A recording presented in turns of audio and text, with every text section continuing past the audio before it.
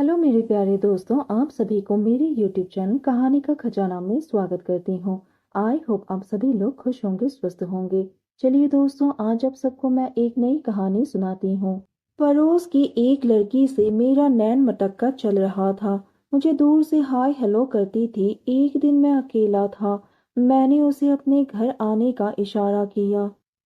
मेरा नाम संजीव है। आज से करीब 8 साल पहले जब मैं 23 साल का था, तब पड़ोस की एक लड़की से मेरी दोस्ती हो गई थी। हम दोनों चुप चुप के मिलते थे। धीरे धीरे हमने एक दूसरे को स्पर्श करना शुरू किया। पहले हाथों की उंगलियां, फिर हाथ से चेहरा, और इस तरह से सब कुछ करने लगे। मेरा कद 5 फुट 8 इंच, भारी भारी गाल और खूबसूरत बदन है। मेरी दोस्त जिसका नाम मधु था, वह तब 21 साल की थी।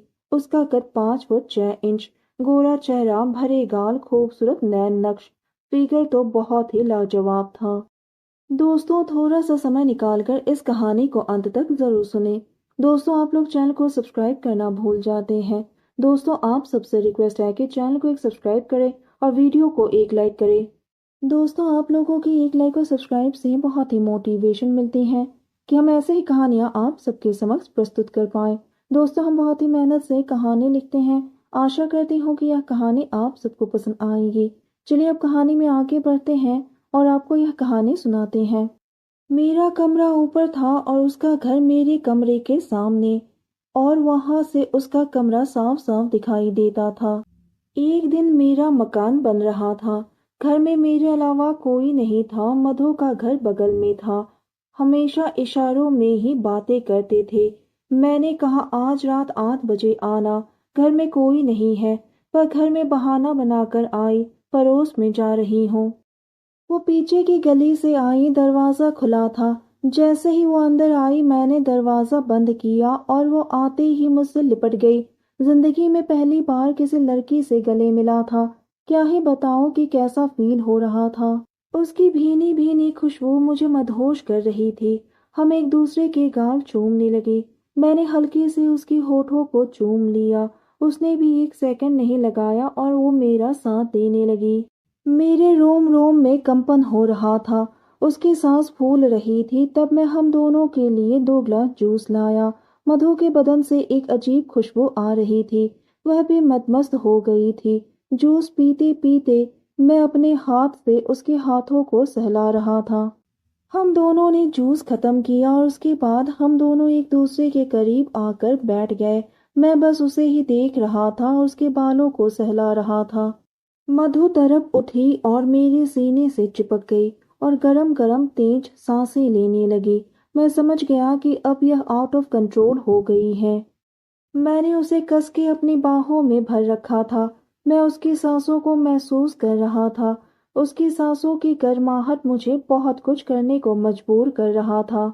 एक तो उसकी गर्म सांसें, ऊपर से उसके बदन से निकली हुई भीनी भीनी खुशबू मुझे पागल कर रहा था। मैं तो इस मामले में अपने आप को बहुत ही खुशनसीब मानता हूँ कि मुझे मधु जैसी खूबसूरत लड़की का साथ मिला है, जो मुझे बेहद चाहती है। मैं भी उसे बहुत चाहता था। उसने कहा कि अब मुझसे और सहन नहीं हो रहा है। तुम बड़े ही वो हो, सताते बहुत हो। प्लीज और मत तड़पाओ मुझे। मेरे दिल में जल रही ज्वाला को शांत कर दो। आज मुझे इतना प्यार दो कि मैं तृप्त हो जाऊं।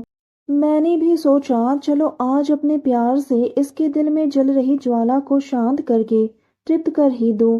उसके बाद मैंने भी वो सब करना शुरू किया। उसकी आंखें सब कुछ बयां कर रही थी कि वह कितनी खुश है। वह खुशी खुशी मेरा साथ दिए जा रही थी। उसका साथ पाकर मैं तो मानो 7वें आसमान में था। हम दोनों तो अपने में ही इतने खो गए कि ना वो मुझे रोक रही थी और ना मैं रुकना चाहता था। हम दोनों तो बस अपने में ही मग्न हो गए। हम दोनों इस पल को खुलकर जीना चाहते थे। इस पल का भरपूर आनंद लेना चाहते थे, और हुआ भी ऐसा ही। उस वक्त मुझे मधु बहुत ही ज्यादा खूबसूरत दिख रही थी। मानो उसकी जैसी खूबसूरत लड़की दुनिया में है ही नहीं। उसके मुंह से निकली हुई मीठी आवाज मेरे पूरे शरीर को झंझना गई।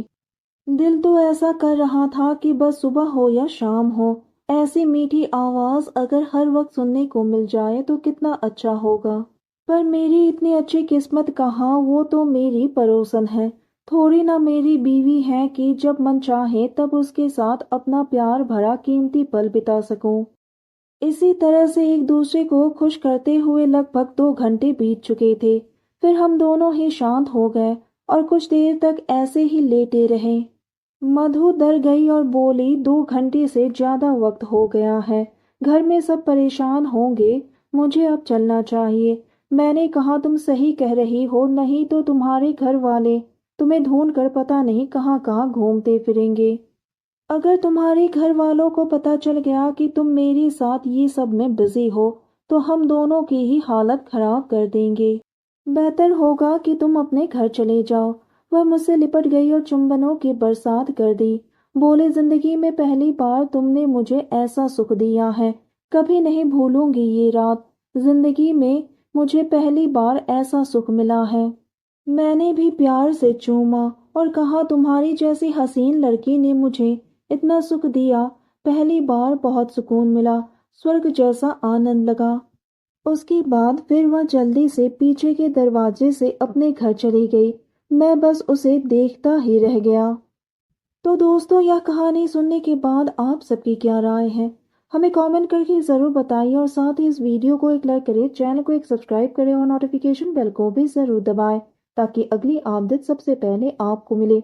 दोस्तों, आपकी एक लाइक और सब्सक्राइब से बहुत ही मोटिवेशन मिलती है कि हम ऐसे ही कहानियाँ आप सबके समक्ष प्रस्तुत कर पाए। आप सबने अपना कीमती समय निकाल कर इस वीडियो को सुना, इसके लिए आप सभी को धन्यवाद करती हूँ। धन्यवाद दोस्तों।